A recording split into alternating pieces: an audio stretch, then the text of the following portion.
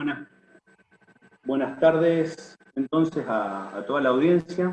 Desde la Comisión de Tectónica queremos agradecer a quienes se hayan podido conectar a través de la plataforma de Zoom, y aquellos y aquellas que también lo hayan hecho a través del canal de YouTube.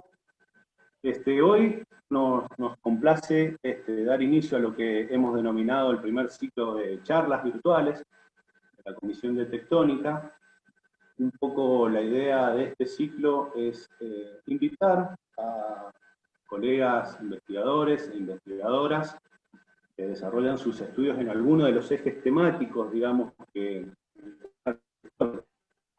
para quienes hayan asistido alguna vez a las reuniones de Tectónica sabrán que esos 4 ejes temáticos que actualmente se vienen dando hace tiempo son la tectónica preandina, la tectónica andina, la neotectónica y la geofísica y el modelado. Entonces, un poco la idea es ir a lo largo de este segundo semestre del año, ir invitando a distintos investigadores para que nos comenten un poco sus experiencias. Bueno, más o menos se estima que hasta fin de año vamos a tener 8 charlas. No van a ser todas las semanas las charlas, está previsto que sea cada 2 semanas en principio. Y bueno, es una prueba piloto, una especie de prueba piloto. Si vemos que las charlas tienen éxito, que tienen buena convocatoria, por ahí el año que viene seguimos con las charlas. Va a depender mucho también de esta horrible situación que estamos viviendo, si se quiere también. Y antes de presentar a la primera charla, yo quisiera, desde la Comisión de Tectónica, agradecer a la Comisión Directiva de la Asociación Geológica Argentina, ya que auspicia este evento. Y personalmente yo quiero agradecer a la doctora Silvia Carrasquero, porque me ha dado una mano, nos ha dado una mano muy grande con el tema de la conexión, de la conectividad.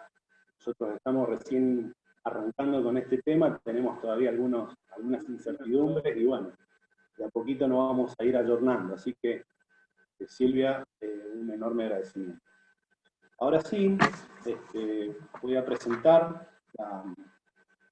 la primera conferencia, que está a cargo del doctor Carlos Costa, titulada Aspectos Generales de la Neotectónica Sudamericana. Para quienes no conozcan a Carlos, él egresó como licenciado y obtuvo su doctorado en Ciencias Geológicas en la Universidad Nacional de San Luis. Él desarrolló toda su carrera docente en esa institución y actualmente él es profesor titular del Departamento de Geología.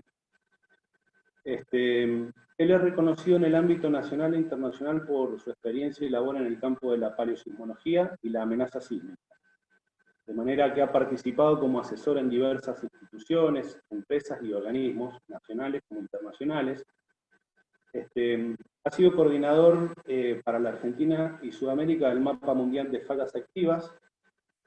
Ha sido investigador invitado del Servicio Geológico de Estados Unidos y del Instituto de Ciencias Geológicas y Nucleares de Nueva Zelanda. Ha sido corresponsable en proyectos de cooperación internacional sobre neotectónica y riesgo sísmico en varias instituciones, en Estados Unidos, en Francia, en Alemania. Ha sido investigador principal del proyecto Global Earthquake Model y coordinador también del proyecto South American Rise Assessment. Bueno, tiene numerosas publicaciones en revistas nacionales, internacionales, muchísimas presentaciones en reuniones, congresos, ha dado conferencias y charlas en muchas instituciones, y ha dictado cursos de posgrado en neotectónica, en morfotectónica y paleosismología. Así que, bueno, sin más parangón, Carlos, te voy a invitar a exponer. Yo ahora en breve voy a desactivar la pantalla.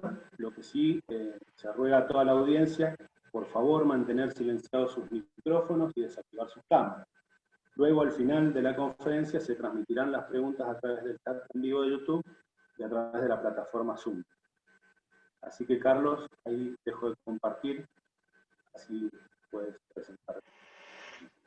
Bueno, muchas gracias, Augusto, y muchas gracias a la Comisión de Tectónica por esta invitación. Yo voy a empezar a compartir mi pantalla.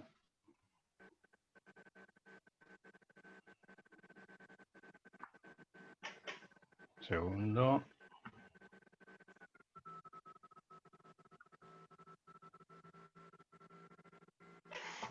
Ahí supongo que se ve. Ahí se ve perfecto, Carlos. Bien, perfecto. Bueno, la propuesta de esta charla es digamos, un recorrido, un tour virtual, ahora en la época de la virtualidad, un tour virtual a lo largo de la neotectónica sudamericana. Digamos, un tour a vuelo de pájaro, dada lo ambicioso de la temática, o más bien a vuelo de cóndor, porque ustedes imaginarán que la mayoría de las deformaciones neotectónicas están concentradas en el ambiente andino. De manera que para tratar de acometer este objetivo un poco ambicioso para una sola charla, vamos a tratar de circunscribirnos en las estructuras más importantes y en los aspectos esencialmente descriptivos de las mismas. No vamos a tratar tanto su impacto desde el punto de vista de peligro sísmico o de su conexión con cuestiones geológicas precuaternarias. Pero antes de empezar, quiero comentar que esta charla tiene en realidad varios partícipes necesarios, como se dice en el ámbito judicial, porque son los colegas de varios países de Sudamérica con los cuales compartimos en más de una oportunidad proyectos internacionales y a partir de los cuales yo o me han mostrado cosas o hemos discutido cosas o he aprendido cosas con ellos y obviamente con muchos otros colegas de distintos países, no solamente de Sudamérica. Así que muchas de las cosas que les voy a comentar acá, de alguna forma las aprendí a través de experiencias con ellos y fundamentalmente de la última experiencia que tuvimos, que fue el proyecto denominado SARA, o South American Risk Assessment, que fue básicamente la última compilación que hicimos de todo lo que son las estructuras neotectónicas sudamericanas y que actualmente está en prensa en este número especial del Journal of South American Earth Sciences. Esto realmente es interesante de destacar, porque en Sudamérica a lo largo ya de varias décadas se ha establecido un network de colegas que trabajan en neotectónica en distintos países y que realmente es una fortaleza regional. Esta recopilación que hicimos básicamente ha tenido el concurso, el aporte de numerosos expertos locales y realmente, digamos, ha sido un feedback muy interesante, muy productivo a lo largo de varios años. ¿Por dónde empezar? Yo diría que si tuviéramos que sumarizar los rasgos más prominentes de la neotectónica sudamericana, y si uno mira básicamente lo que es el mapa de Sudamérica y lo que es la radiografía de las estructuras neotectónicas tal cual la conocemos ahora, o sea, con el estado actual del conocimiento, nosotros podemos ver que la distribución, geometría y la cinemática de todas estas estructuras están controladas por las herencias de los rasgos geológicos precuaternarios y por el contexto geodinámico, por el contexto de placas recientes, ¿no? Entonces pensemos que Sudamérica tiene una increíble variedad morfoclimática, ¿no? Desde climas hiperáridos hasta rainforests, geodinámicos, tenemos ambientes vinculados a la subducción, a bordes transformantes de límites de placas, a ambientes enteramente cratónicos.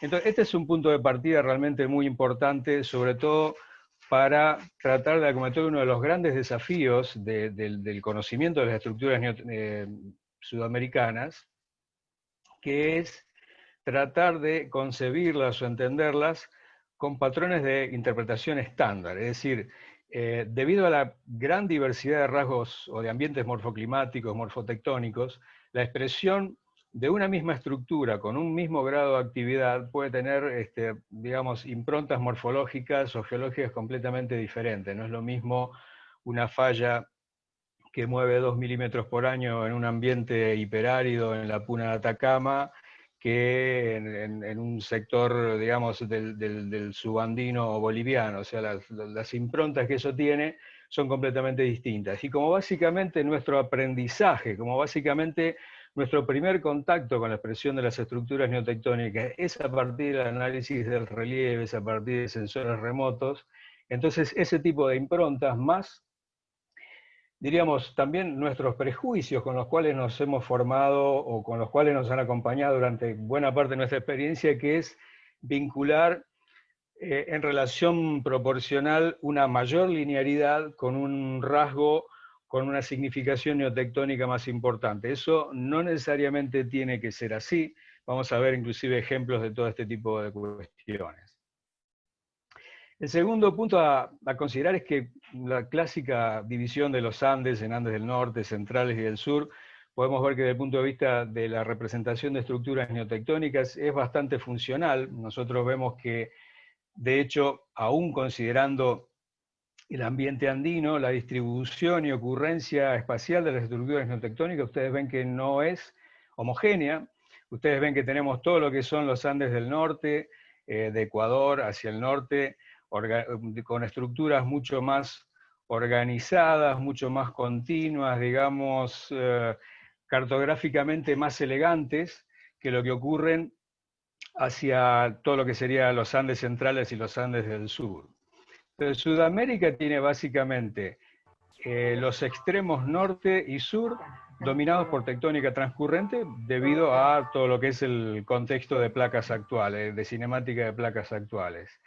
Cuando vamos a los Andes centrales, acá el motor principal del mountain building y de la dinámica actual es obviamente la subducción, y acá vemos que los principales elementos que de alguna manera controlan el desarrollo de las estructuras neotectónicas es obviamente las herencias, las estructuras que son reactivadas y las diferentes geometrías de la subducción.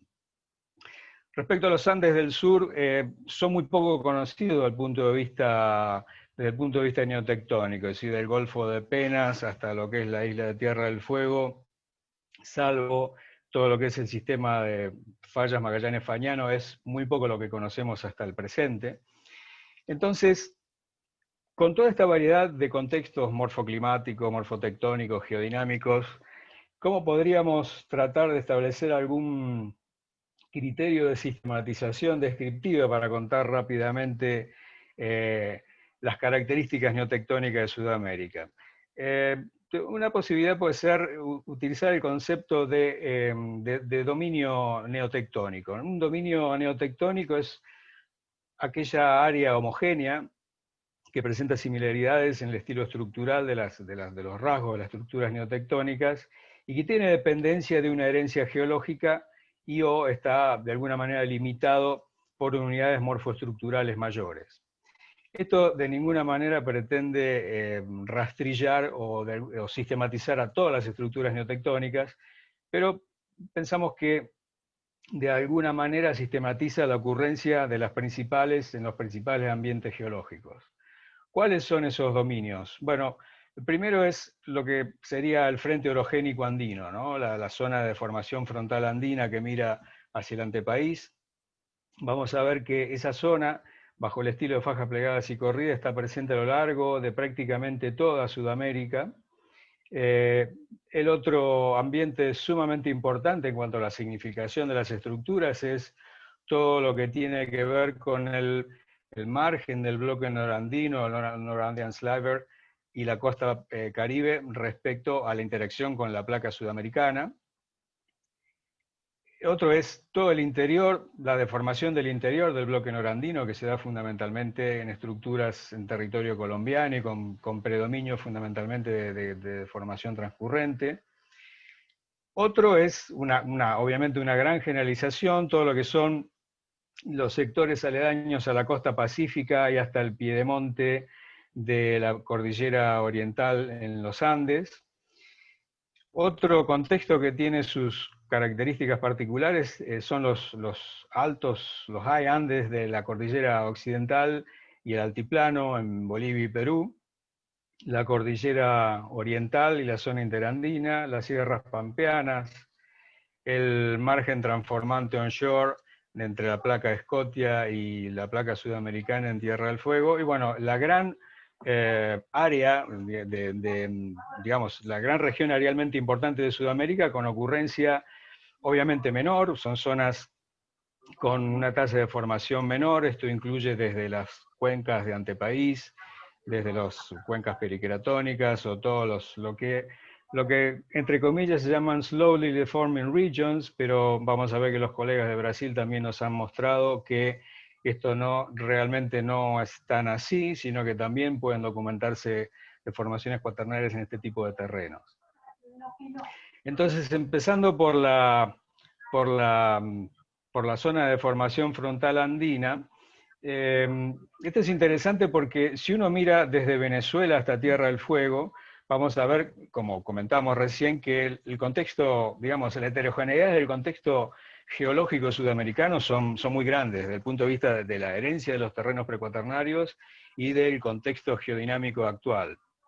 Sin embargo, aún entre las placas, entre todo lo que es la placa, digamos, la interacción entre la placa Caribe en Venezuela, en todo lo que es lo que se denomina ya el corrimiento frontal, la zona subandina en los Andes de Mérida, todo este sector, aún saliendo del ámbito de los Andes frontales, están caracterizados por fajas plegadas y corridas en el ambiente subandino, de evolución muy diferente, de evolución, digamos, precuaternaria muy distinto, pero en donde se verifican la reactivación de estructuras con ese tipo de estilo, y en donde, por ejemplo, en el caso del margen de los Andes de Mérida, que vamos a volver nuevamente sobre esto, Frank Audemars y colegas de Fumbisis en Venezuela han documentado todo lo que son las deformaciones cuaternarias expresadas fundamentalmente por perturbaciones de lo que son las asociaciones geomórficas pedemontanas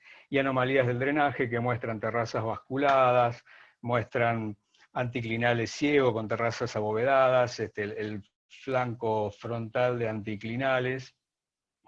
¿Cuál es el tema en todos estos sectores? Obviamente todos estos sectores están dominados por una cobertura vegetal importante, están dominados por, digamos, estructuras ciegas que prácticamente carecen de afloramientos. Entonces, este tipo de estructuras son de alguna manera identificadas mediante análisis morfotectónico y validadas por información de subsuelo, fundamentalmente líneas sísmicas. Si nosotros seguimos hacia Colombia, en lo que en Colombia se llama el Frente Andino Oriental, Frente de Corrimiento Oriental, vemos también una situación bastante parecida. Vemos anticlinales asociados a corrimiento ciego. Fíjense que estas son terrazas cuaternarias abovedadas con el desarrollo de gargantas epigénicas.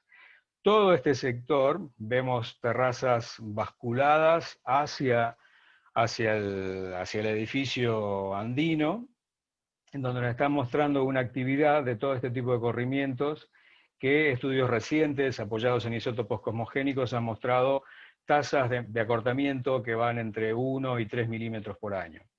Si seguimos más hacia el sur, en lo que en Ecuador se llama la zona subandina, vemos que, por ejemplo, grandes ríos como el río Pastaza está prácticamente de alguna manera modificado su curso. El antiguo abanico aluvial del río Pastaza ha sido en muchos casos descabezado, y el río está siendo modificado o generando difluencias asociadas a estructuras subandinas activas y vinculadas en muchos casos a lo que se denominan los corrimientos de Napo y Cutucú. Simplemente dame un comprendido, Augusto, si se está recibiendo bien, porque yo a lo mejor estoy hablando y no sé si mi conexión es buena. Se escucha muy bien, Carlos. Ok, perfecto. Escucha bien, Carlos. Bárbaro, gracias. He estado con conexión inestable, así que por ahí no sé si me quedo hablando solo. Y fíjense que si seguimos viajando hacia el sur, a pesar de que ya al sur del Golfo de Guayaquil entramos en el ambiente de los Andes centrales, también en este sector están descritas estructuras neógenas cuaternarias asociadas a la falla Tapiche, y bueno, ya colegas como Dumont, Babi, ya desde los años 90, ellos hablan de la zona basculada subandina, en donde dice que todos los acomodamientos cuaternarios asociados a propagación de corrimientos genera todo este sector, por ejemplo, el río Ucayali genera un cauce prácticamente subsecuente hasta que se junta con el Marañón y el Pastaza, y logran cruzar el arco de Iquitos para formar el Amazonas. Según ellos, todo esto está de alguna manera controlado por una tectónica que tiene una impronta muy sutil y obviamente cubierta con una cobertura vegetal importante, pero que está indicando un ajuste dinámico a todo lo que es la evolución de ese ambiente de fajas plegadas y corridas. Ahora, fíjense que hasta ahora yo he venido hablando de que son lo que nosotros obtenemos de datos neotectónicos acá son evidencias de alguna manera indirectas que están apoyadas en datos de subsuelo, pero hasta ahora en ninguno de esos lugares que yo he comentado es factible la observación, digamos, a escala métrica, a escala de afloramiento, de las características de esos corrimientos, ¿no? Es decir, es un poco las incertidumbres epistémicas respecto a características ya más detalladas y sobre todo que tienen que ver con las características sismogénicas de estas estructuras, es un poco el gran ausente dentro del conocimiento que tenemos de la enotectónica de ese sector.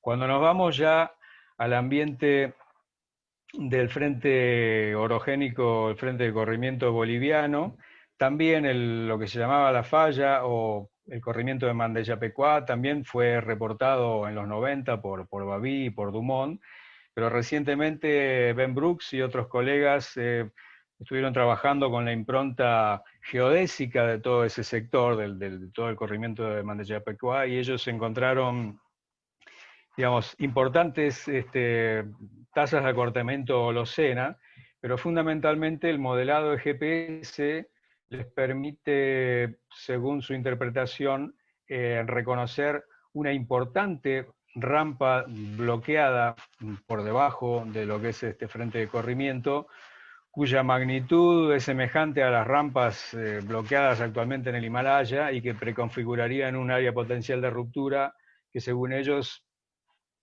indicaría una capacidad sismogénica de un magnitud 8 o mayor. Es decir, tiene una asignatura geodésica muy importante. Lo que falta todavía ahí son estudios neotectónicos de detalle, es decir, tratar de conocer cuáles son las características de la estratigrafía cuaternaria asociada a la zona de formación. Por lo que realmente, si queremos irnos a tratar de entender o de tocar con la mano la impronta en superficie de cómo un corrimiento deforma durante el cuaternario, tenemos que viajar hasta la precordillera de San Juan y Mendoza en Argentina. Acá se dan una serie de consecuencias bastante felices, como un clima árido y toda una serie de rocas neógenas que son atravesadas por varios cauces antecedentes. Entonces, básicamente, este sector es uno de los pocos lugares a lo largo de todo el frente de corrimiento andino en donde uno realmente puede analizar a escala de afloramiento mediante trincheras, etcétera, todo este tipo de situaciones. Ustedes saben, para la gente de Argentina, que la precordillera de San Juan y Mendoza tiene improntas geológicas completamente distintas. En el caso de San Juan, la precordillera de San Juan está caracterizada por una faja plegada y corrida paleozoica que tiene vergencias opuestas, la precordillera central, que nosotros llamamos corrimientos tipo andinos con vergencia hacia el este, y la precordillera oriental con corrimientos tipo pampeanos con vergencia hacia el oeste. Esto configura una zona triangular con interacción de corrimientos con vergencias opuestas, que es donde se verifican las principales deformaciones y donde además han tenido lugar terremotos históricos importantes. No voy a mostrar todo, pero si una de las características más emblemáticas de la precordillera oriental a nivel de impronta morfológica es sin duda la falla de la Rinconada, que como ustedes ven, este tipo de improntas aparecen en la pendiente dorsal. Es como lo que los geólogos de las Rocky Mountains llaman back limb tightening structures, es decir, estructuras de aprietamiento del limbo dorsal de una lámina de corrimiento. Estas son vistas aéreas oblicuas de la falla de la Rinconada, Y lo primero que llama la atención de este tipo de rasgos morfotectónicos es la marcada rectilinearidad para una falla que es una falla inversa, porque nosotros estamos acostumbrados a ver fallas inversas con, digamos, con patrones lobulados o generalmente muy poco prolijas. La falla de la Rinconada tiene realmente una impronta muy clara, muy bonita, y es básicamente porque está controlada por la estratigrafía subyacente de rocas cenozoicas. Entonces, a esto es básicamente unas estructuras de tipo bedding parallel o posiblemente flexodeslizantes que generan rasgos lineares bastante marcados. Una cosa muy interesante también que nos permiten estos afloramientos, y realmente es apasionante cuando la neotectónica o la paleosismología se transforma en lo que sería verdaderamente un sandbox, un experimento de caja de arena, ¿no? Fíjense que esto es una trinchera, esto es 1 metro, o sea que acá estamos analizando lo que pasa con la parte superior de un corrimiento, la parte más jovencita del corrimiento de la falla de la Rinconada, cuando, digamos, tiene una disminución de ángulo en superficie, entonces se ve lo que es una geometría de wedging. Acá lo que tenemos es un corrimiento en cuña, esa actividad genera el represamiento, que son escarpas contrapendientes, el represamiento de finos y el desarrollo de estratos de crecimiento, en uno de los muy pocos lugares en el mundo en donde uno puede utilizar estratos de crecimiento para discretizar eventos. Es una cosa muy rara. Y también nos enseña otras cuestiones, como por ejemplo que este tipo de morfologías, este tipo de geometrías de estructura, difícilmente pueda generar escarpas muy notorias, porque básicamente lo que vamos a tener acá es un pequeño tilting, ¿no?, de lo que sería el limbo frontal de esta estructura monoclinal, y pensando también en lo que es la supuesta historia sísmica de esta falla, siempre se ha hablado que el terremoto de la Rinconada, de magnitud 6, MW 6.8, siempre fue difícil o problemático reconocer si habían habido o no rupturas asociadas a ese sismo. Aun cuando no está en claro si existe una conexión física entre esta falla y el sismo, entonces uno acá mirando esta trinchera se da cuenta que esta falla tiene muy pocas probabilidades de romper en superficie, que más bien va a generar un warping, va a generar alabeos suaves antes que una ruptura. Este tipo de cosas uno también lo comprende mejor vinculando morfología con las características de la estratigrafía cuaternaria, que como ustedes ven en esta imagen acá a la izquierda, sí tiene la típica morfología de un corrimiento, esos morfologías muy sutiles, lobuladas y con, digamos, con un rasgo lineal o curvilineal muy poco definido, que no tiene contraste en este caso entre lo que es el significado del rasgo lineal y el significado de la actividad de la estructura. Otro lugar donde podemos ejemplificar muy bien este concepto que yo les comentaba de el control de la estratificación por parte del acortamiento cuaternario es lo que ocurre en el interior de esta zona triangular, de este jamón del sándwich, sería que está en el medio entre las dos precordilleras que acortan. Es en el abanico del Mocho, en la precordillera de San Juan, cerca de la Serra de Sequión, que ya fue reportado en los 80 por Uliarte y colaboradores. Fíjense qué bien que se ve la correlación entre las escarpas que fragmentan la superficie del abanico ya no funcional y todo lo que es el plano de estratificación de las rocas cenozoicas. Fíjense cómo tenemos acá una distribución de la deformación a lo largo de n planos, ¿no? Ese es otro concepto muy interesante para incorporar a la caracterización de tasas de deformación, tasas de acortamiento. Si nos seguimos más hacia el sur, ya en lo que sería la precordillera sur o precordillera de Mendoza, que es un ambiente neotectónico diferente porque resulta de la reactivación y la inversión de cuencas extensionales triásicas. Esta foto a mí me parece muy interesante. Yo generalmente se la muestro a los alumnos cuando uno quiere visualizar lo que es un ejemplo actual o activo de mountain building, o sea, un sector donde realmente se está generando relieve. Acá nosotros vemos el lugar donde los Andes están creciendo actualmente, y vemos básicamente representado no por grandes morfologías de escarpas de falla, de hecho no hay morfologías primarias de escarpas acá, tenemos nuevamente lo que caracteriza fallas inversas, es decir, estos bordes lobulados, característicos de ángulos bajos de corrimiento. Tenemos una planicie aluvial pedemontana cuaternaria, pero que ya ha sido desmembrada, no es funcional. Tenemos todo este sector, toda esta lámina de corrimiento que ya ha sido incorporada al labio elevado del corrimiento, que en este caso progresa, avanza down to the basin hacia el antepaís. Realmente la Sierra de las Peñas es un ejemplo mundial de corrimientos cuaternarios, sobre todo por todas las observaciones, no solamente morfológicas, que podemos hacer ahí. Y bueno, la gente de Argentina seguramente muchos conocen, están familiarizados con una de las localidades típicas, la boca del río de las Peñas, donde tenemos Plioceno montando todos esos depósitos pleistocenos, cuya cronología sabemos solamente en la parte más reciente. Fíjense qué interesante también la reología, las cuestiones reológicas que nos muestra la neotectónica también, ¿no? Fíjense acá la transposición tectónica que tiene el labio elevado, las rocas totalmente deformadas, y acá el cuaternario son conglomerados, que no, son gravas, mejor dicho, que no están consolidados, fueron sobrecorridos unos cuantos metros, posiblemente más de 100 metros estimamos, y prácticamente no han transpirado. Fíjense que la estratificación horizontal se la puede seguir prácticamente hasta este sector, solamente se reconoce una zona de cizalla de unos 30 centímetros, contrastando terriblemente con lo que es la deformación del labio elevado. Esto es típico de las fallas inversas y esto también tiene un significado muy importante desde el punto de vista del peligro sísmico, porque donde se dan las mayores aceleraciones, los mayores ground motion en el terreno es justamente en el labio elevado y mucho menos en el labio bajo. La boca del río de las Peñas, esta es una mirada opuesta, digamos, hacia el norte, muestra una interesante interacción entre lo que es tectónica y sedimentación, con un montón de terrazas con diferentes grados de formación.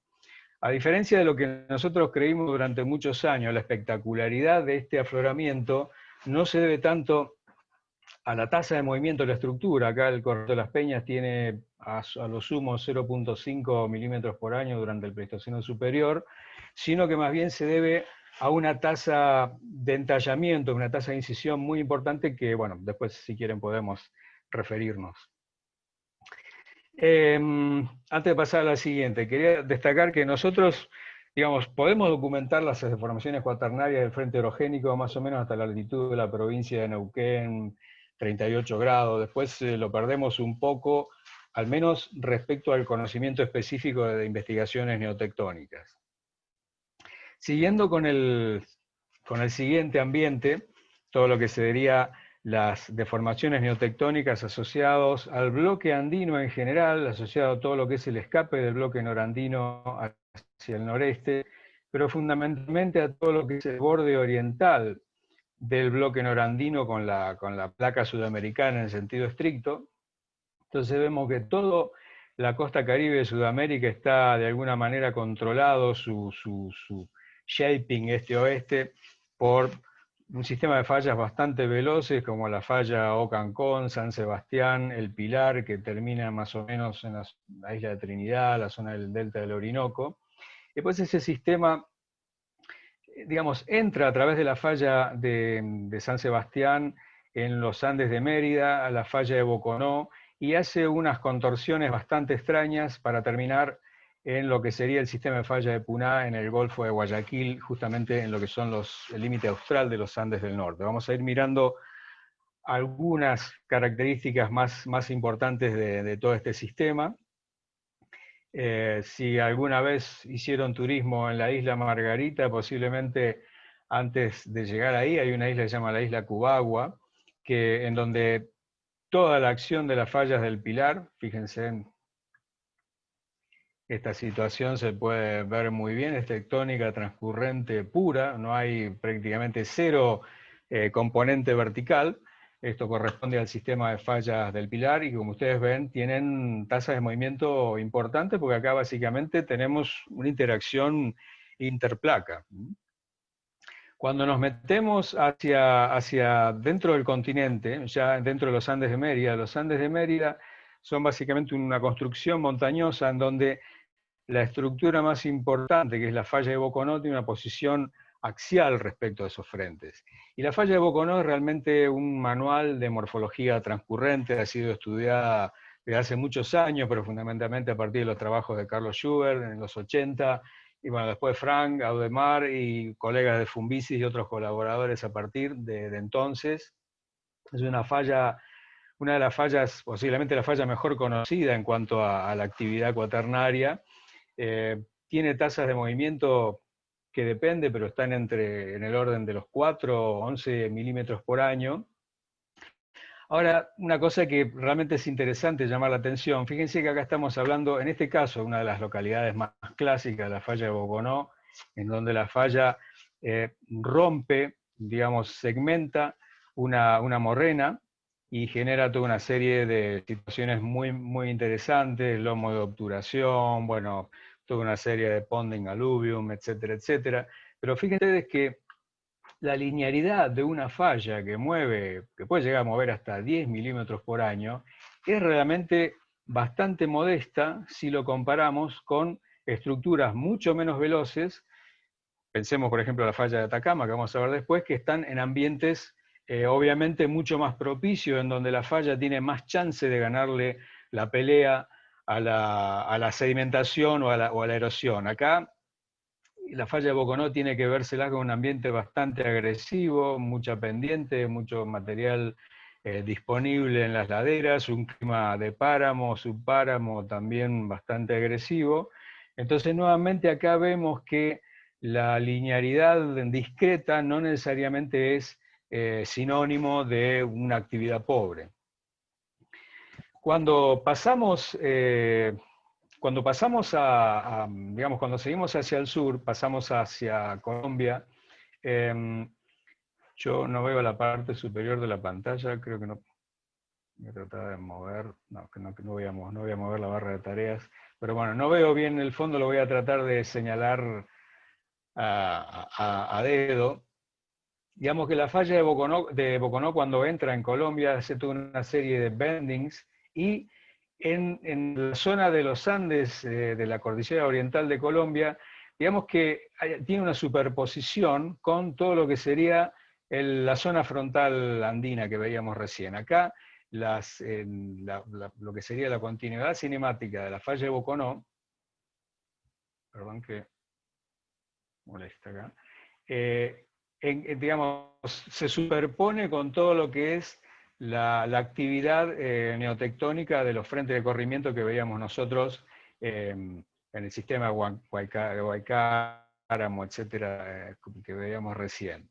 Esto es una orientación más norte-sur. Después de la localidad de Villavicencio, más o menos Mocoa, este sistema entra nuevamente en el ambiente de la cordillera oriental y ahí reasume nuevamente sus características transcurrentes, lo que acá se conoce como el sistema de fallas de Algeciras, una falla con cinemática cuaternaria típicamente dextral, y eso queda muy bien representado, por ejemplo, en cuencas Pulapart intermontanas. Ven, acá tenemos una geometría Pulapart con escarpas jóvenes que fragmentan conglomerados pleistocenos en pleno ambiente erosivo de la cordillera oriental. Si seguimos más hacia el sur, todo eso se conecta con toda la falla de Sibundoy, Afiladores, en el alto valle del río Magdalena, y pasa a Ecuador a través de todo lo que es el sistema de la falla Chingual-Consanga, que vamos a ver enseguida. Cuando este sistema entra en Ecuador, tiene también una disposición más norte-sur, y acá están asociados a lo que se conoce como la depresión interandina o la depresión tectónica de Quito-La Tacunga, que está caracterizado por digamos, estructuras fundamentalmente compresivas. Y acá también quería mostrarles otro ejemplo al norte de la depresión de Quito, en donde vemos un ejemplo muy claro, en donde esta falla que está afectando tefras holocenas, todo esto son tefras holocenas, obviamente tiene una tasa de movimiento que es menor a lo que es la importante tasa de sedimentación volcaniclástica. Entonces, esta es una falla activa en el Holoceno, pero fíjense que la representación morfológica de esa falla es cero, o sea, no hay una escarpa que represente este tipo de estructura. Quiere decir que el análisis del terreno basado en los preceptos tradicionales de caracterizar o de reconocer estructuras darían muy poco resultado en este tipo de ambientes y uno generalmente tiene que pensar en otro tipo de criterios, en otro tipo de estrategias. Nuevamente acá, estas deformaciones tienen también tasas de acortamiento entre 1 y 4 milímetros por año. Después, todo este sistema del borde del bloque norandino nuevamente toma una dirección noreste a través fundamentalmente de la falla de Payatanga, terminando, como les decía, en el Golfo de Guayaquil, en el sistema de fallas de Puná. La falla de Payatanga también está expresada, vemos acá una linearidad, digamos, de escarpas contrapendiente, en un ambiente húmedo. Entonces, digamos, los trazos no son del todo continuos, pero los colegas del Instituto Geofísico de Ecuador y colegas de Francia han realmente hecho muy buenos registros de la reconstrucción del registro paleosísmico a partir de trincheras. El otro ambiente que podemos referirnos es el ambiente de la cordillera occidental de los Andes, del ambiente de digamos, la costa pacífica y el piedemonte de la cordillera occidental.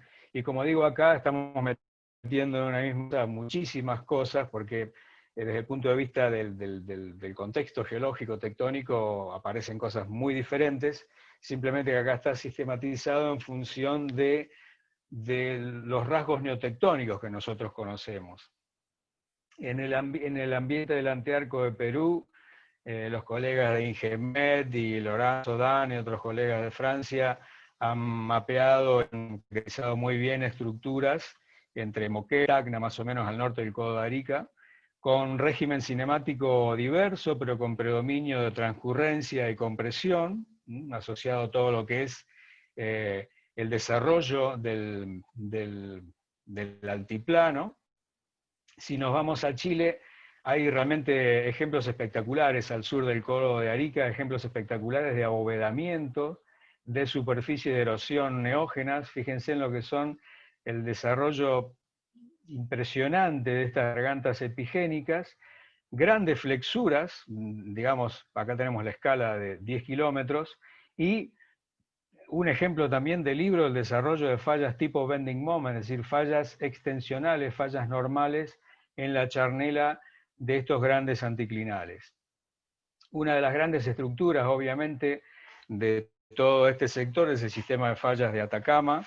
Es un sistema muy bien impuesto a lo largo de aproximadamente 1000 kilómetros en el ambiente de costa pacífica, con un desarrollo muy vinculado a todo lo que es de la dinámica de la subducción, de periodos cosísmicos, periodos intersísmicos, y acá nos vamos al otro extremo que decíamos, ¿no es cierto? Tenemos un clima hiperárido, en donde el desarrollo de los rasgos lineales es obviamente muy notorio. Tenemos acá lo más estudiado, sobre todo por los colegas de Antofagasta, es la zona de la península Mejillones, los alrededores de Antofagasta, en donde las linearidades de fallas son realmente muy, muy interesantes. Esto es la falla de Mejillones en este sector, donde fíjense, tenemos linearidades muy marcadas, rocas, digamos, mecánicamente muy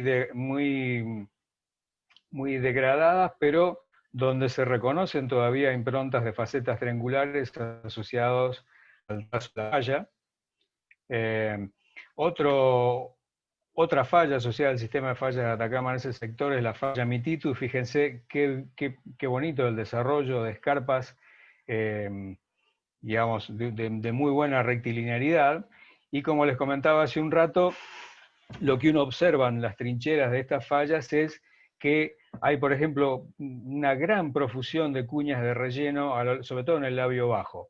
Acá está Rick Almendinger señalando una de esas cuñas de relleno. Ve que son cuñas que están rellenadas, esta es el contacto principal con el bedrock, y acá tenemos todo un montón de material suprayacente que ha caído, que ha quedado atrapado, como evidencia de ground shaking importante. Así, cuando hay un megaterremoto asociado a un megathrust, generalmente en el labio bajo de las fallas normales y en el labio elevado de las fallas inversas tenemos aceleraciones muy importantes y eso generan realmente sacudimientos del terreno, ground shaking importantes, y ahí es donde se producen todo este tipo de fenómenos de grietas, que si bien no permiten caracterizar la magnitud de un sismo, sí nos permiten indicar que, digamos, las aceleraciones que sufrió el terreno en esas oportunidades fueron realmente significativas. El otro gran jugador, el otro gran elemento de este dominio morfotectónico, yéndonos ya al sur de Chile, es la falla de Liquiñe-Ofqui, que también es una de las primeras fallas que fueron documentadas desde el punto de vista neotectónico. La falla de Liquiñe-Ofqui tiene quizás su mejor expresión en el sur, digamos al sur del Golfo de Aysén, en la zona de la laguna San Rafael, y en el Golfo de Aysén los colegas de Chile recientemente han documentado en base a geofísica somera detalles muy bonitos de todo lo que es la perturbación de los sedimentos del Golfo. A nosotros, durante la realización del proyecto SARA, realmente nos ha costado bastante validar las tasas de movimiento asignadas a la falla de Liquiñe-Ofqui en función de las improntas morfotectónicas, sobre todo en el norte, donde se supone que la falla, digamos, tiene vínculos cinemáticos a través del volcán Copahue con todo lo que es el sistema Antiñir-Copahue en Argentina. Digamos, es una falla complicada porque también tiene una cobertura vegetal muy importante, digamos, episodios glaciares recientes, no es sencillo. Sin embargo, la falla Liquiñe-Ofqui tiene una impronta morfológica indudable y tiene una impronta geodésica a partir de estudios de GPS, digamos, también muy importante, y estudios recientes también por colegas de Chile, ha mostrado tasas de movimiento realmente impresionantes. Ellos postulan entre 10 y 25 milímetros por año, lo cual haría a la falla Liquiñe-Ofqui como la falla continental más veloz, ¿no? La falla continental más veloz del continente. Yo estoy seguro que en los próximos años va a haber muchos avances sobre esto, porque todavía lo que nos falta en esta estructura son estudios justamente de las características de la zona de formación cuaternaria, poder, en base a estudios de afloramiento, poder validar las observaciones geodésicas y las observaciones, fundamentalmente las improntas sismológicas de todo este sector, ¿no? El otro ambiente interesante, también sobre todo desde el punto de vista morfotectónico, es la cordillera occidental, y que abarca básicamente Altiplano, Puna. Acá, digamos, uno de los ejemplos más paradigmáticos de los Andes es el sistema de fallas de la Cordillera Blanca, sin entrar en todos los debates que implica tratar de entender por qué tenemos uno de los picos, uno de los relieves más importantes andinos marginados por fallas normales y con tasa de movimiento que pueden llegar hasta 5 o 6 milímetros por año. Lo cierto es que uno aprende mucho de estudiar todos los sistemas de fallas, ¿no? Fíjense que acá tenemos mega facetas triangulares, ¿no? Todas estas son facetas triangulares de centenares de metros de amplitud que están puliendo los planos del batolito, del granito de la Cordillera Blanca. O sea que lo que tenemos acá son fallas que marginan morfologías de largo plazo, o sea, morfologías que han estado funcionando, escarpas de falla que han estado funcionando durante periodos de tiempos prolongados.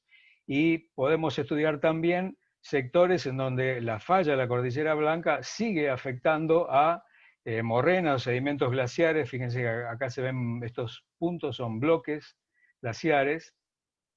Quiere decir que uno puede estudiar toda la transición de lo que pasó con las grandes facetas triangulares que implican desplazamientos de varios centenares de metros a digamos, geoformas o desplazamientos que han ocurrido en el Holoceno y ocurren en el Pleistoceno. Realmente es una de las localidades más emblemáticas de la neotectónica andina. Otras características de la del ambiente de la cordillera oriental, muy interesante también, y también asociado a fallamiento normal, tiene que ver con el tipo de fallamiento que aparece asociado a uno de los relieves más importantes de los Andes, el Cañón del Colca, al noreste de Arequipa. El relieve relativo acá, este volcán, que es el Hualca Hualca, tiene 5.500 metros y acá tenemos 1.300 metros. O sea, la diferencia de relieve es realmente pavorosa, es un cañón espectacular. Lo interesante de estas fallas es que son fallas normales contrapendiente. Acá fíjense que hay hay un mega deslizamiento asociado a fenómenos volcánicos, perdón, este es el Hualca Hualca, me confundí. Y cuando uno observa, estas son escarpas que afectan a coladas basálticas recientes, cuaternarias, a las cuales se le han podido hacer los colegas de INGEMET, también de topografía de detalle y geofísica que muestra esa concordancia. Entonces, este tipo de situaciones es muy interesante entender cuál es el origen de la falla. ¿Es un origen puramente tectónico? ¿Es un origen vinculado a colapso volcánico? ¿Es un origen vinculado a fenómenos gravitacionales? Es realmente muy interesante tratar de entender esto porque tiene un impacto directo en la caracterización sismogénica de la estructura. Saber si son rupturas primarias o son rupturas inducidas por otros fenómenos realmente tiene un impacto directo en el peligro que uno puede asociar a ese tipo de estructura. Otro ejemplo, digamos, otra de las cosas que aprendimos de los terremotos históricos, Sudamérica no tiene muchas rupturas históricas continentales, por lo tanto, no tenemos muchos proxies para comparar las rupturas prehistóricas. Pero este es uno de los sismos también de rupturas más espectaculares, el terremoto de Ancash, también un poquitito al norte de la Cordillera Blanca. Fíjense, esta es una falla normal, es una falla absolutamente prolija, pulcra. Fíjense que acá tenemos un nombre como escala, es todo cara libre, no hay prácticamente coluvio, no hay caída de detritos, porque básicamente las fallas normales, digamos, tienen un movimiento que no se opone a la gravedad. Entonces son obviamente mucho más bonitas, y no por casualidad las fallas normales son las que siempre ilustran los manuales de geomorfología o de geología estructural cuando hablamos de morfología de fallas. Vamos a contrastar esto con algo que vamos a ver inmediatamente. Pero hay algo que llama la atención acá, y que si ustedes ven, esta escarpa parece una escarpa simple. Nosotros hablamos de escarpa simple, aquella escarpa que se produce cuando no había un relieve preexistente. Yo tengo un marcador morfológico en este caso y se produce un desplazamiento que es básicamente debido al sismo. Tenía este pequeño relieve acá que parece un relieve residual. Eso no es como la escarpa de la Cordillera Blanca, por ejemplo, o la escarpa que uno está acostumbrado a ver al pie de una montaña, donde tenemos la montaña y el quiebre de la ladera con el piedemonte que digamos, divide la falla, divide la montaña del piedemonte o la bajada. Acá no se ve eso, y a mí me hace acordar mucho de lo que pasa, por ejemplo, en los Apeninos. En los Apeninos, esto también fue muy discutido. Estas son las rupturas del terremoto de Amatrice en Italia en 2016. Y fíjense que acá rompió la falla, rompió en un lugar donde nunca había roto antes. O sea, acá no es que la falla rompe acá al pie de este cordón monzón. La falla rompe acá básicamente como deshojando, como una torta hojaldrada que se abre. Y esto generó muchísimo debate porque las improntas morfológicas de Amatrice restringen el área de ruptura a, digamos, de acuerdo al modelado sismológico, la ruptura no debería llegar a superficie. Entonces se piensa que es muy posible que este tipo de ruptura esté de alguna manera acoplado, tenga un interplay con lo que se llaman deep-seated gravitational phenomena, es decir, fenómenos gravitacionales que tienen un asiento más profundo. Es importante tener en cuenta esto también, porque en geología de terremotos hay un gran debate respecto a qué son rupturas primarias, qué son rupturas secundarias, qué son rupturas gatilladas, qué son rupturas pasivas, y todo eso tiene un impacto respecto al tamaño del sismo que pudo haber generado esas deformaciones. Así que esa es otra de las cosas que estamos aprendiendo revisando la neotectónica sudamericana.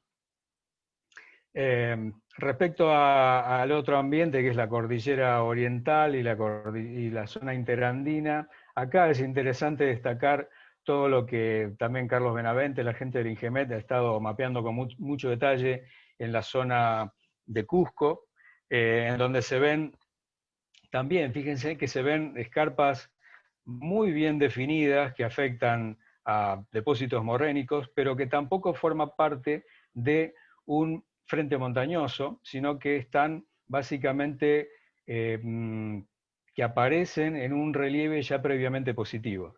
Este tipo de morfologías, bueno, acá claramente se muestra una componente vertical y una componente transcurrente con grábenes coaxiales asociados. Esta foto está tomada desde acá, hacia esta cresta, entonces se ven muy bien los grábenes con depresiones asociadas a deformaciones posteriores a esta morrena.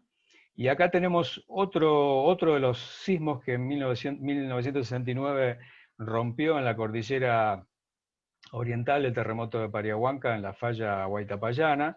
Y fíjense en acá, comparen con la falla que yo les mostraba cuando les decía esta falla tan prolijita en Quiches. Fíjense que acá ocurre todo lo contrario.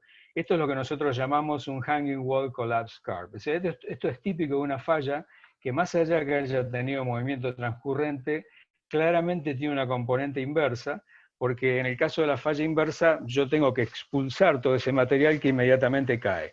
Entonces, este tipo de rupturas, obviamente, no van a dar rasgos lineares muy bonitos, no van a dar casi nada caras libres, y van a dar todo este tipo de bloques o caídas cosísmicas al pie. Ese es otro elemento también a tener en cuenta, y fíjense que también acá, esto tiene toda la pinta de una escarpa simple. ¿Ven? Que acá da la impresión que, digamos, el único desplazamiento está asociado, en este caso, en otros casos de Huaytapallana no, está asociado a relieves preexistentes, pero en este caso la falla rompió donde en ningún lugar había roto antes. En el caso de las sierras pampeanas, que es el otro gran ambiente asociado a todo lo que fue el desarrollo durante los últimos 8 millones de años del segmento de subducción subhorizontal pampeano, todo este desarrollo de un antepaís fragmentado es una de las grandes singularidades de este segmento de subducción subhorizontal, y nosotros sabemos acá que, digamos, desde el punto de vista morfotectónico son montañas en bloques, con diseño generalmente asimétrico, caracterizadas o constituidas por basamento cristalino, y limitadas por fallas inversas. Esas fallas inversas tienen la principal característica que la actividad más reciente ha ido migrado hacia la cuenca, o sea, down to the basin, en donde nuevamente las morfologías asociadas a deformaciones más recientes no están vinculadas por lo general al quiebre montañoso, que es lo que uno generalmente va, digamos, a mirar primero en la fotointerpretación, sino que está asociado en algunos casos a morfologías muy sutiles y en algunos casos a ninguna morfología. Fíjense, en esto es un caso de un, digamos, cabalgamiento de neises precámbricos sobre depósitos pliocleistocenos. Acá vemos una geometría cóncava hacia abajo, en donde la gran degradación mecánica del basamento y el ángulo prácticamente horizontal, paralelo a lo que es la pendiente, hace que la morfología acá sea cero, pero esto no hay duda que es una falla que tiene actividad cuaternaria. En la sección Carlos Paz nosotros hemos determinado casi 100 metros de desplazamiento de basamento sobre neógeno sin morfologías asociadas. De todas maneras, el caso interesante de las sierras pampeanas es que, digamos, la señal neotectónica todavía no ha podido ser capturada con redes instrumentales geodésicas, pero curiosamente uno ve que muchos de estas deformaciones, en este caso, esta sería la impronta de lo que nosotros llamamos el Piedmont Foreland, o el Foreberg. Acá están las fallas con actividad más reciente y esta es una falla que ya se ha inactivado. En este sector, por ejemplo, cerca de Merlo, en el norte de la provincia de San Luis, fíjense, acá tenemos una deformación sumamente compleja, con tasas que están en el orden de 1 milímetro por año. Toda esta deformación es holocena. Estos sedimentos que tenemos acá, que están plegados, rotos, este basamento precámbrico que está montando paleosuelos que tienen 2000 años, etcétera, etcétera, estas gravas más viejas, lo más viejo que tenemos acá tiene 7.000 años. Quiere decir que hay una deformación recurrente y concentrada acá, que implica que acá han habido eventos de ruptura superficial que obviamente no han sido capturados por la sismicidad histórica, pero que implica que, digamos, la capacidad sismogénica de estas estructuras está sin duda de magnitud 7 para arriba. En el condominio más austral, que sería digamos, el límite entre las placas de Scotia y Sudamericana, tenemos nuestra pequeña San Andrés, que sería el límite el límite onshore de la transformante que está caracterizada por el sistema de fallas Magallanes-Fagnano. También es un gran rompecabezas Magallanes-Fagnano, porque obviamente los sitios para estudiarla son muy escasos debido, bueno, a la cobertura vegetal y debido a una geología glacial también importante. Sin embargo, en los últimos años, en los últimos 5 años, 6 años, hay varios trabajos que han hecho muchísimos aportes, que los menciono acá en la bibliografía. Esta estructura es importante porque tuvo el sismo, digamos, continental de magnitud más significativa en 1949, en donde hemos podido encontrar algunas improntas, digamos, asociadas a terrenos con turba. La estratigrafía de turba, como ustedes ven, es muy bonita y es el paraíso del carbono 14, pero obviamente es bastante complicado llegar a encontrar cortes muy, muy significativos. Acá tenemos una escarpa de la falla, en donde fíjense acá la gran mortandad de árboles de lengas están asociados, asumimos nosotros, a este gran sacudimiento del terremoto del 49. Y por último, como dicen en inglés, last but not least, todo lo que sería el ambiente extrandino, el ambiente de interior de placa, el ambiente del slowly, o lo que se llamaba los stable continental interiors, que sabemos que no son tan estables. Básicamente destacar, bueno, que se han registrado, han reportado muchas evidencias neotectónicas en la llanura de Chaco-Pampeana, los trabajos pioneros de Castellanos y Pasotti. Bueno, justamente ayer recibimos la noticia del fallecimiento de Martín Iriondo, que lo quiero recordar acá, los trabajos de Ernesto Brunetto, de Giselle Peri, Rossello, muchos otros, y en Brasil, los colegas en Brasil que están trabajando realmente muy bien desde hace varios años, y podemos básicamente concentrar dos zonas de ocurrencia principal en Brasil, o a menos que han sido estudiadas, en el nordeste, en la región de Río Grande do Norte y en la Sierra do Mar. La gente Hilario Becerra y la gente de Natal ha mostrado muchos casos, como por ejemplo la sismicidad asociada a la falla de Samambaya, o digamos, filling wedges, es decir, cuñas de relleno de material superadyacente. Estos son materiales precámbricos, estos son cuñas de material sedimentario que ha sido rellenado, se supone asociados a ground motions o a movimientos de esos planos de falla. Estos colegas han podido documentar que durante han habido episodios sísmicos que generaron devastaciones en superficie, y bueno, si bien obviamente es muy complicado identificar o diagnosticar o establecer evidencias diagnósticas, realmente hay todo un potencial muy, muy significativo para el estudio neotectónico en Brasil. Bueno, vamos a ver si podemos concluir con la misma diapositiva con la que empezamos, mejor dicho, resumir. A ver, no sé si hice demasiada ensalada. ¿Sí? Sí, Carlos. Ah, perdón. No sé si alguien me preguntaba algo. No, parece que alguien activó el audio sin querer. Ah, ok. Bueno, entonces, a ver, decía, si posiblemente a esta altura les debo haber hecho una ensalada bastante significativa de nombre, fallas y geografía, pero si tuviéramos que volver a empezar o arrancar por donde empezamos, entonces, ¿qué podemos decir de la neotectónica sudamericana en un abstract así súper comprimido? partamos de la base que la tectónica sudamericana actual está disciplinada por todo lo que es la tectónica transcurrente de sus extremos y todo lo que es los procesos de subducción que de alguna manera disciplinan la evolución de los Andes centrales en el sector central. Sudamérica tiene una gran variedad de contextos morfoclimáticos, morfotectónicos, y acá el punto es que nosotros no podemos partir en el análisis del terreno de paradigmas rígidos respecto a que mayor linealidad significa mayor actividad o menor edad del último movimiento. Espero haberles mostrado con varios de los ejemplos de esto que mostramos que no hay una correlación lineal, que la cosa es mucho más compleja y que uno obviamente debe ir desarrollando sus propios proxies para tratar de entender cómo se expresan o dónde están estas deformaciones más recientes. Por ejemplo, el caso que les mostraba de las sierras pampeanas, pero básicamente de todos estos.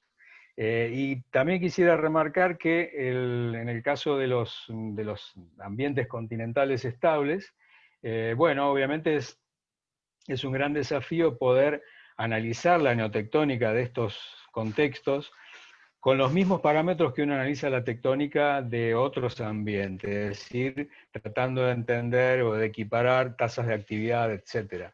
Pero si bien las tasas de formación son más bajas, todo este tipo de manifestaciones se siguen dando. Se dan también con otro ritmo, con otra recurrencia, pero se dan también en este tipo de ambientes. Bueno, fue mucho más rápido que el vuelo de un cóndor, pero espero haber hecho una síntesis lo más apretada posible de este tema.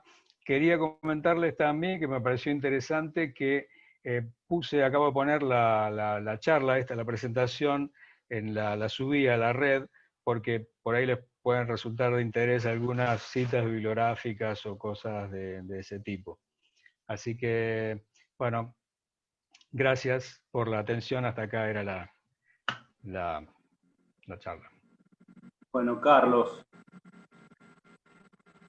muchísimas gracias, no sé si están escuchando. Muy buena tu charla, muy interesante.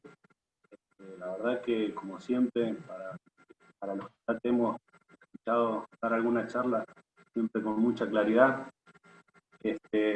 Mientras, bueno, hay algunas preguntas ya, paso, mientras ya te empiezan a felicitar.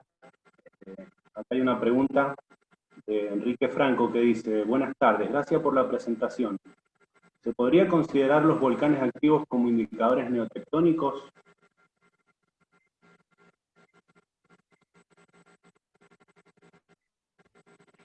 O sea, es que ahí te perdí.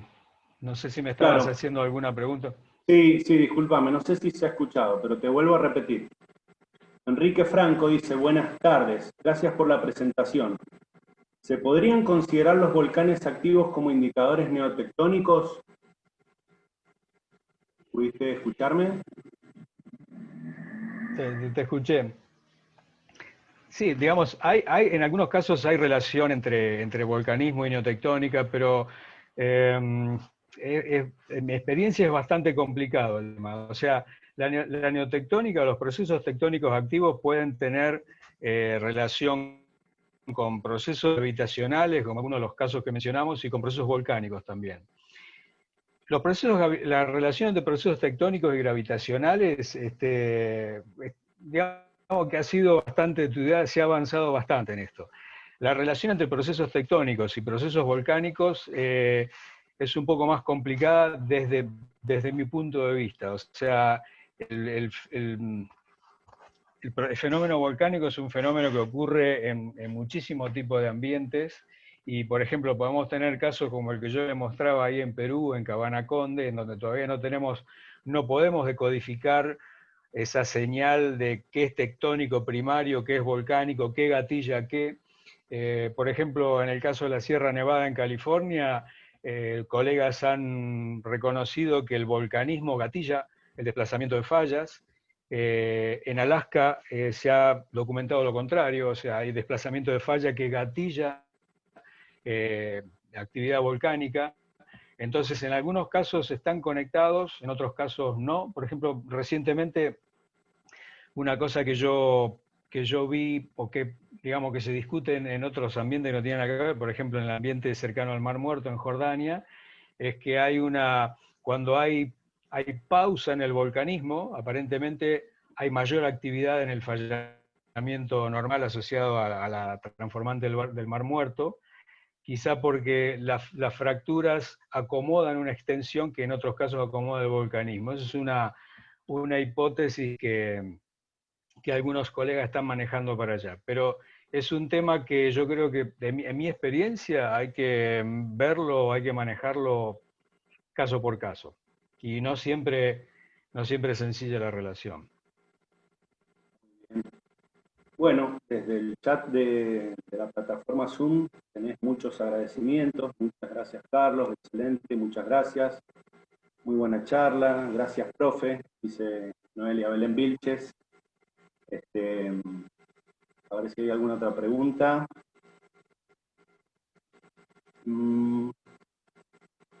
Bueno, se me van corriendo, pero dice Daniel Basualto. Perdón, acá lo veo a...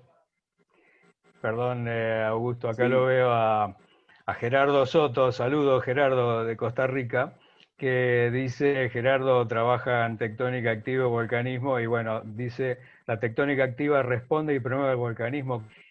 Sí, yo también estoy de acuerdo, y me imagino que vos, Gerardo de Costa Rica, eso lo ves a diario. Yo veo que en los Andes por ahí la cosa es un poquitito más complicada, pero bueno, no soy experto para nada en volcanismo, así que sí, tomo tu comentario, gracias Gerardo, saludos. Daniel Basualto dice, gracias Carlos, consulta. Si bien hay recurrencia en terremotos de subducción de 80 a 150 años, ¿cuál podría ser la recurrencia para sismos intraplaca de ambiente transcurrente? ¿De ambiente transcurrente? Sí. Y es muy variable. Generalmente hay una relación empírica entre la tasa de movimiento y la recurrencia. Si vos tomás la falla de San Andrés, por ejemplo, que es una falla muy veloz, que mueve entre 15 y 30 milímetros por año, nosotros sabemos que en algún segmento de la falla de San Andrés, como vos decís, cada 80, 150, 200 años vas a tener un sismo.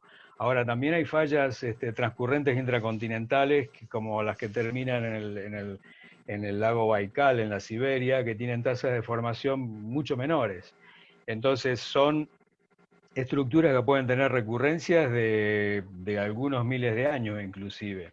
Ahora, son estructuras también que tienen una alta capacidad de almacenamiento de energía elástica, y por ejemplo el terremoto del año 57 en Ibogo de Mongolia fue un terremoto, no me acuerdo del MW, pero que creo que el MS anduvo en el 8.3, 8.4, o sea, equivalente a un terremoto de subducción prácticamente. Pero hay que tener en cuenta que la recurrencia es el parámetro más escurridizo que nosotros tenemos para tratar de entender en paleosismología, y es muy variable, depende de cuestiones reológicas, depende de la geometría, depende de la tasa de actividad, depende de asperities, depende de montones de situaciones, ¿no? Bueno, José Luis Gutiérrez pregunta, ¿existe relación con el ángulo de subducción de la placa de Nazca con la neotectónica? Sí. Bueno, ustedes vieron, tendría que volver a compartir pantalla, pero ustedes vieron digamos, el DEM con toda la distribución de, a ver si lo tenemos acá. Si ustedes recuerdan esta diapo, no sé si lo ven, van a ver que tenemos en todo lo que es el segmento de subducción subhorizontal pampeano, que tenemos deformaciones neotectónicas hasta más de 700 kilómetros hacia adentro de la fosa. O sea, y si ustedes comparan esa impronta con todo lo que pasa en los segmentos de subducción normal al norte y al sur, es completamente diferente. En los segmentos de subducción subhorizontal, esa corteza más fría, como caracterizan los sismólogos, seguramente permite que esta ola de formación se propague de manera eficiente hacia los interiores. Pero sí, hay una diferencia muy, sobre todo en el flat slab pampeano, al norte y al sur, es prácticamente el día y la noche, ¿no?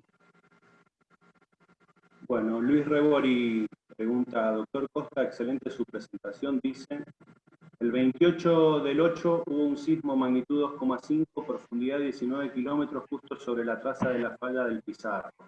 ¿Tiene algún comentario? Perdón, ¿la falla cuál? Falla del Pizarro.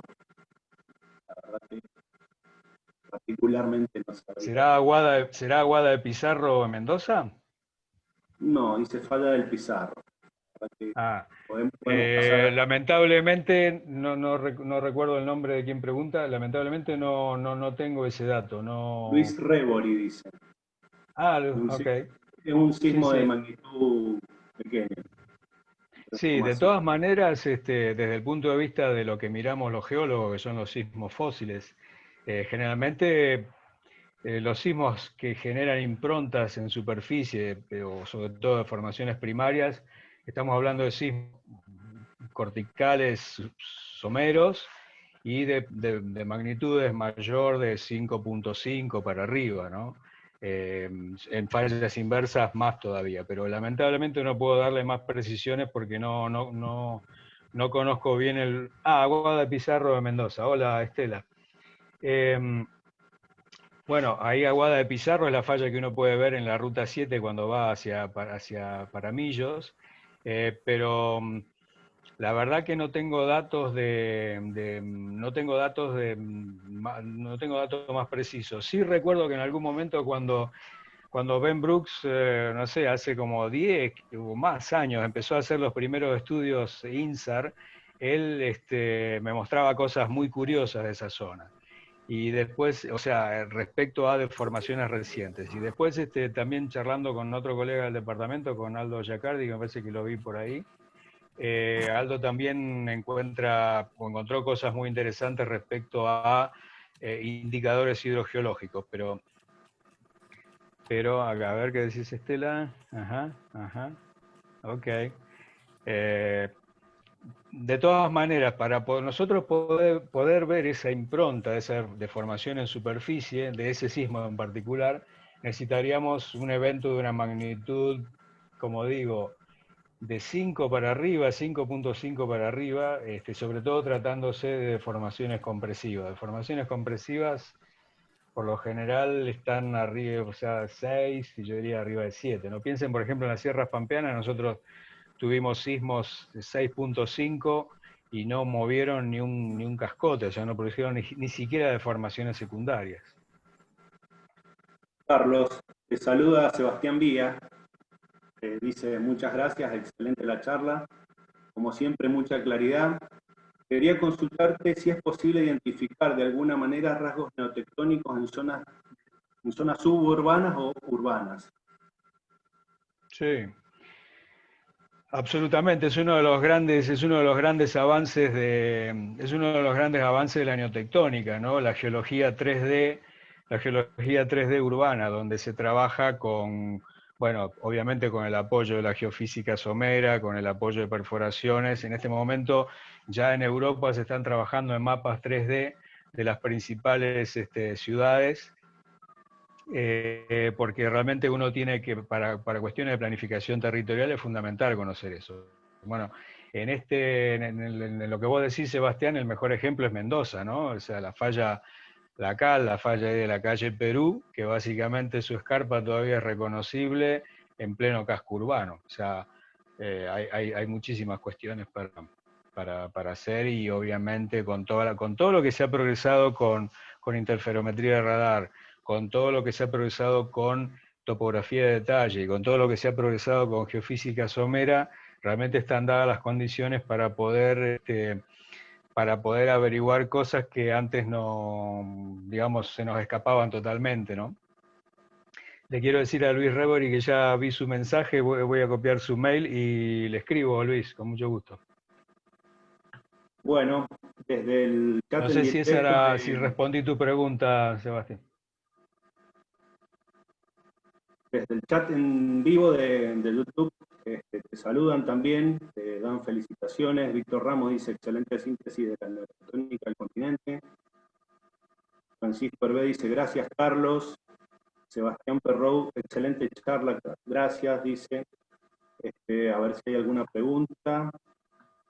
Con respecto al acortamiento reciente en los Andes del Norte, ejemplo anticlinal de Tame en el Piedemonte Llanero, Colombia. No sé, dice eso nomás. Pero no entiendo bien la Eso, pregunta. bueno, lo que yo comenté, no sé si apunta a eso, pero bueno, ahí se usaron, que es otro de los grandes puntos que estamos explorando, se usaron, digamos, marcadores aluviales como marcadores de la deformación, ¿no es cierto? Hay terrazas aluviales en conjunto con edades obtenidas por isótopos cosmogénicos. Nosotros estamos tratando de integrar, creo que una de las grandes vías de análisis de la tectónica es trabajar ya no tanto con las deformaciones puntuales en la zona de fallas, sino también con todas aquellas deformaciones distribuidas que nosotros podemos capturar a partir de marcadores areales. Por ejemplo, balanceo de perfiles con modelado de superficies aluviales. Entonces, de esa manera uno tiene tasas de deformación que pueden llegar a ser más fidedignas de lo que realmente pasa en la falla. En el caso del anticlinal de Tame, los colegas que trabajaron ahí trabajaron modelando y con el apoyo de secciones sísmicas, modelando superficies aluviales y edades obtenidas por isótopos cosmogénicos. John Mario Ballestero Prada dice, ¿las terrazas datadas por cosmogénicos podrían ser la consecuencia de sismos en el frente de deformación? ¿O cree que son rasgos heredados de estructuras más profundas? No entiendo bien ahí, no sé bien a qué parte se refiere. Cuando uno data una terraza, básicamente lo que data es la señal de la radiación, digamos, la radiación cósmica, y de eso se deriva una edad. Lo que uno data ahí son ambientes deposicionales, y se obtiene una edad a partir de eso, pero no es esa edad no está directamente vinculada, excepto que nosotros, por ejemplo, hace poquito en la Sierra Chica logramos datar por isótopos cosmogénicos, en la falla de la Sierra Chica, en la Sierra de Córdoba, Argentina, logramos datar por isótopos cosmogénicos un bloque de basamento caído y que después fue montado por el propio basamento. Entonces el basamento constituyó un escudo a la radiación cósmica y nosotros lo que datamos fue el tiempo transcurrido desde que el basamento empezó a generar ese escudo. En esos casos sí se puede establecer una relación, no con un difícil discretizar sismo, pero sí con edades de deformación. Carlos, vos avísame hasta cuándo quieras responder. Hay algunas preguntas más todavía. Jamis dice, hola gente, tremenda presentación, doctor. Mi pregunta, dentro de las sierras de Córdoba, precisamente en la falla de Nono, en el valle de Tras la Sierra, ¿cuáles son las técnicas para calcular el slip rate? Leí que tiene una slip rate de 0,2 o 1 milímetros por año.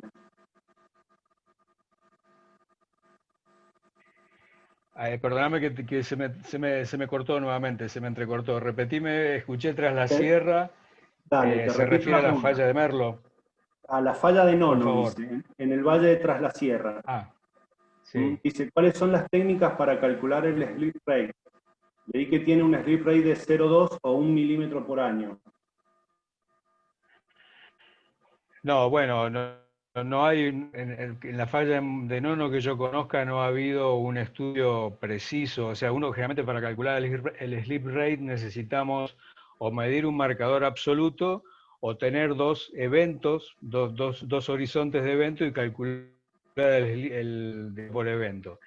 La falla de Nono, hasta donde yo sé, o sea, no sé si hay algún otro colega que pueda tener más información, que esté presente, eso fue descrito en la década de los 90 ya por Pablo Kremer y otros colegas, y básicamente se conoce un determinado desplazamiento, pero no tenemos piercing points, no tenemos, es decir, marcadores estratigráficos en el labio alto, en el labio bajo, y no tenemos una edad que nos permita conocer una tasa. Por lo tanto, yo desconozco bien cómo se ha obtenido ese valor que se menciona, 0.2, pero me parece que necesitaríamos más constraints, sobre todo constraints cronológicos. Yo no podría dar un juicio de valor sobre esa medición.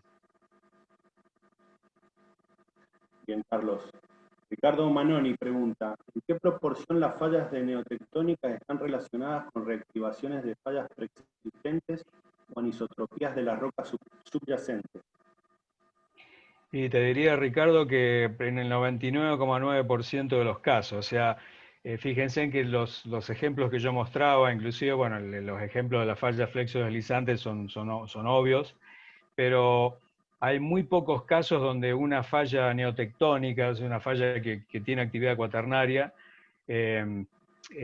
reactiva o corta a partir de algo que no sea una anisotropía previa. Yo en los pocos casos que lo he visto, por ejemplo, en la falla en la falla de Atacama, en la falla Mititu, esas trincheras que yo les mostré, esa donde estaba el Mendinger poniendo el dedo. Ahí uno ve que coexisten fallas normales y fallas inversas, cuyos planos son distintos. Pero ahí hay toda una dependencia del ciclo sísmico y de lo que pasa entre esos casos, pero no lo he vuelto a ver, no es algo que uno vea comúnmente. Y después el otro lugar donde sí pueden aparecer, por ejemplo, estos ejemplos que yo les mostraba en los Apeninos, que a veces uno ve que, digamos, que las fallas se están cortando a través de la estratificación de calizas, y en otros casos siguen algunas fracturas secundarias, pero no una directriz principal, pero no mucho más. Había, perdóname, no quería dejar de destacar, creo que había una pregunta ahí de John Fletcher, hola John, que preguntaba algo sobre Cordillera Blanca. No sé si llegaste ahí o lo pasaste, pero en realidad el tema de lo que pasa debajo de la Cordillera Blanca me excede un poco. Hay varios trabajos al respecto que te los puedo pasar. Nosotros trabajamos más bien en la parte epidérmica, pero sé que hay bastantes polémicas sobre eso. Bueno, respecto a la Cordillera Blanca, David Traverso pregunta si las fallas normales que hay en la Cordillera Blanca en Perú se deben al ángulo de subducción oblicuo o a qué se debe.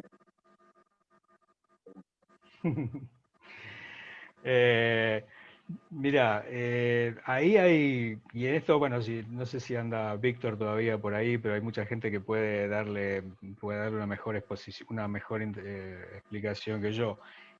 Mucha gente lo ha vinculado a colapso orogénico, muchos discuten sobre realmente qué pasa con la geometría de la falla, si eso es un detachment y a dónde va. Yo francamente no lo conozco, o sea, he leído bibliografía, pero lo que conozco, lo que hemos trabajado de la Cordillera Blanca ha sido a nivel de trincheras y a nivel de observaciones digamos, de morfologías principales. Pero si me dejas el contacto de David, te paso la bibliografía, porque hay bibliografía muy interesante y reciente también sobre ese tema. Sina Ferreira Gontijo. Profesor Carlos, gracias por la brillante conferencia. ¿Cree que puede haber reflejos de la tectónica andina en Brasil, en el sector del Atlántico Este? Y Ambrosina, yo creo que algo en el campo charlamos sobre eso. Yo creo que en definitiva lo que tenemos que considerar es la dinámica continental, ¿no? Porque, digamos, cuando uno está en Brasil, ¿qué es lo que viene de los Andes? ¿Qué es lo que viene del Push Ridge, de la cordillera, digamos, de la dorsal atlántica?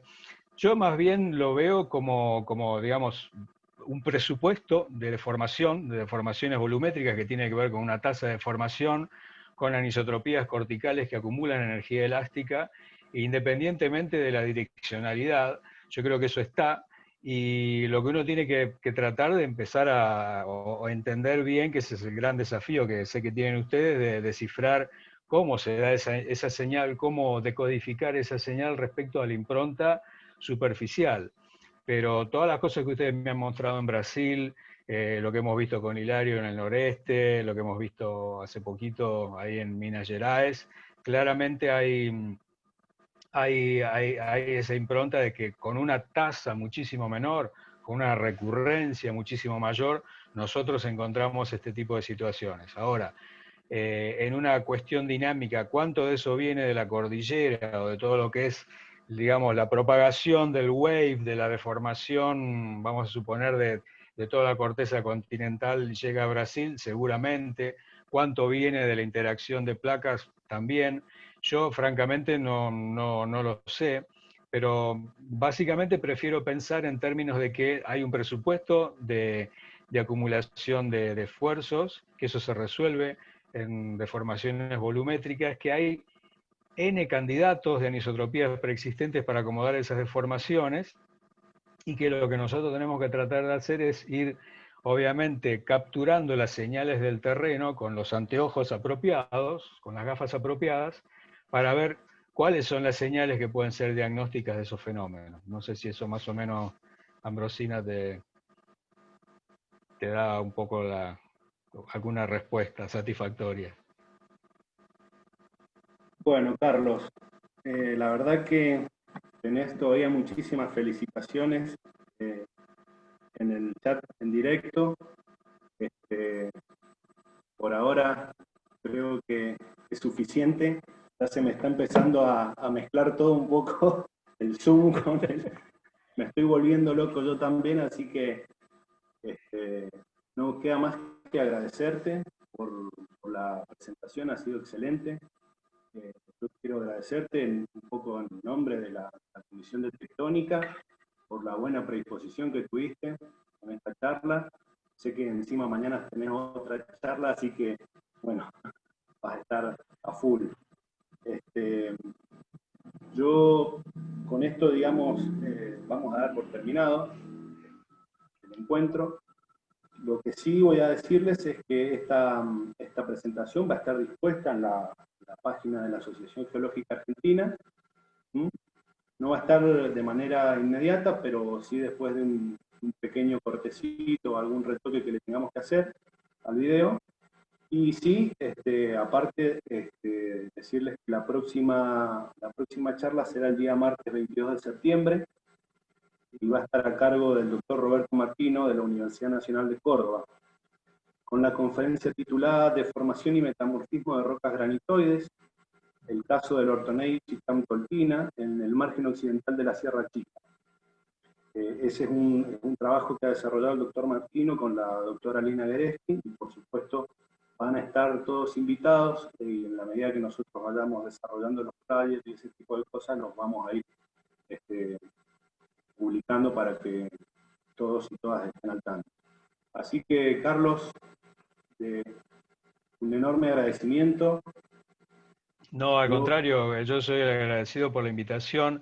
Yo sé que por ahí este medio no es el más adecuado para discutir o para interactuar con inquietudes o preguntas. Yo estoy a disposición de cualquier otra cosa que la gente quiera seguir charlando, quizás los que no tienen mi contacto, si hicieron captura de imagen en ese vínculo que les puse, pueden contactarme a través de ResearchGate, pero quiero que sepa que lamento si a lo mejor no podemos tener la interacción que corresponde, pero todo aquel que piense que tiene una pregunta que yo puedo responder, con todo gusto, me contactan a partir de ResearchGate o de